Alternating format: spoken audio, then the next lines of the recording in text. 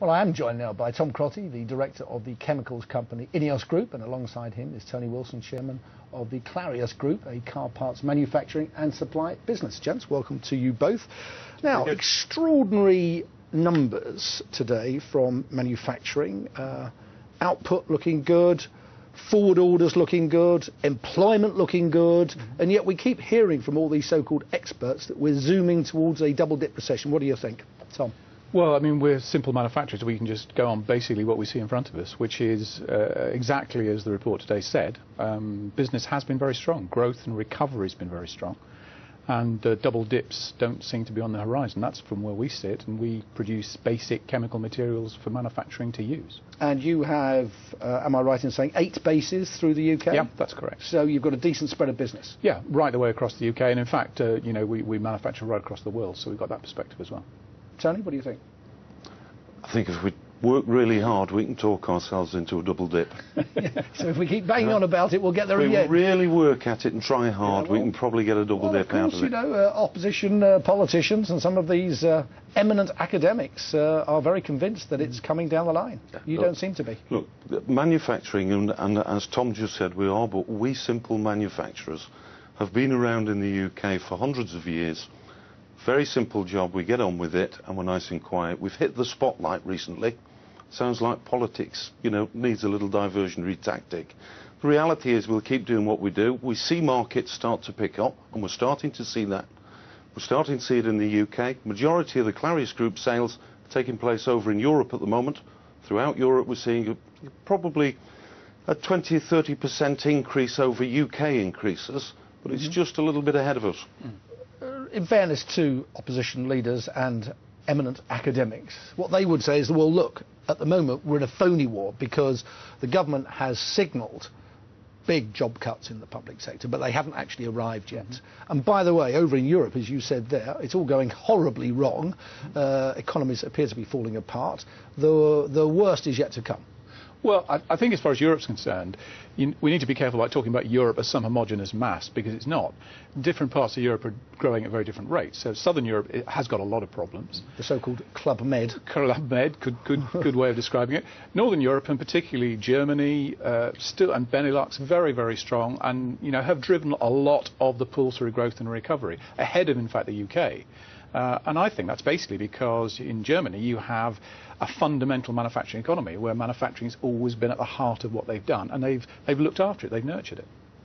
Are you not bothered, Tony, that all those public sector job cuts in the end are bound to impact on your business? Look, we're in an industry that's really driven by bits falling off your car. And sadly, that tends to happen quite a lot. I have to say, sadly, when you need a new set of brakes, it doesn't take into account the economy. You need a new set of brakes. The reality, though, Jeff, to be careful, I'm not going to just talk about double-dip recessions. We can't just say that this is all great news and the front is rosy. This is going to be a long journey, and it's going to be a long journey over the next 12–18 months. Right. And in that, we'll falter. We'll see some stagnant months. We'll see some months go backwards. So the fact that we've just had a good set of numbers, let's not all get out, the champagne yet. All right, let's come back to planet Earth and reality. What's keeping you awake at night? There must be a hole in the road somewhere. There are always issues out there. I mean, we've got a new government in the UK. We're still trying to find out all of the policies. We're waiting. The governor of the Bank of England evidently thinks they're a bunch of lightweights, but we won't perhaps he didn't mean that. Good example, the government are working on an energy policy. And energy policy is something the country has desperately needed for a long time. That has a big impact on a business like ours, which is very energy intensive. So those are the sorts of issues that keep us awake at night.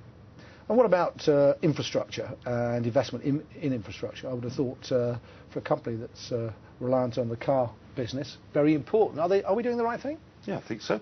I think we've got to continue doing that. I think if we look at where we are, we've got to look at what our roadmap is out of this problem. And at the moment, a bunch of individual companies, Tom's, mine, sit and get our heads down and get on with our jobs. We hear the government talk about a lot of things. I don't see a lot of consultation, and if I'm entirely honest, I don't see the government actually doing a great deal either. A lot of talking, and I'm a supporter. But they do need to get out of the honeymoon period, start talking, and start doing a few things. Like what?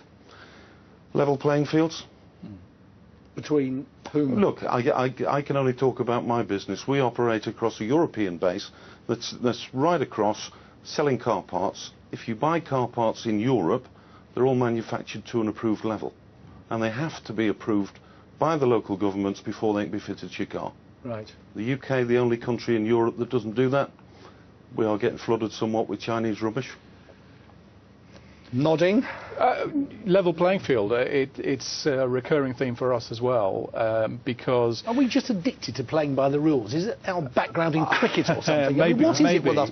You know, I hear this time and time again. We play by the rules, but the French, the Germans, the Chinese, the Japanese, they're all at it. They're all cheating. You talk to the Germans or the French, they'll tell you, no, we're playing by the rules. We're not breaking the rules. They're just managing the rules maybe more effectively than we do at times. Historically, hopefully that will change. But you know, on things like some of the big issues around energy, level playing field has been our big issue for the last 5-10 years. And what about corporate tax? Because we saw a move earlier this week to reduce the tax for R&D and intellectual property. How does it feel for you in terms of trading here with a corporate tax rate as it is vis-à-vis rival countries?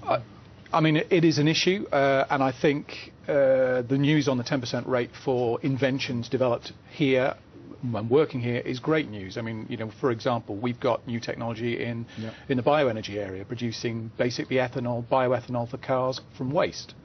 You know, that's the sort of development that could really encourage. We build here, not somewhere else. Sounds good to me. Tom Crotty, Tony Wilson, many thanks for coming in. Much appreciated.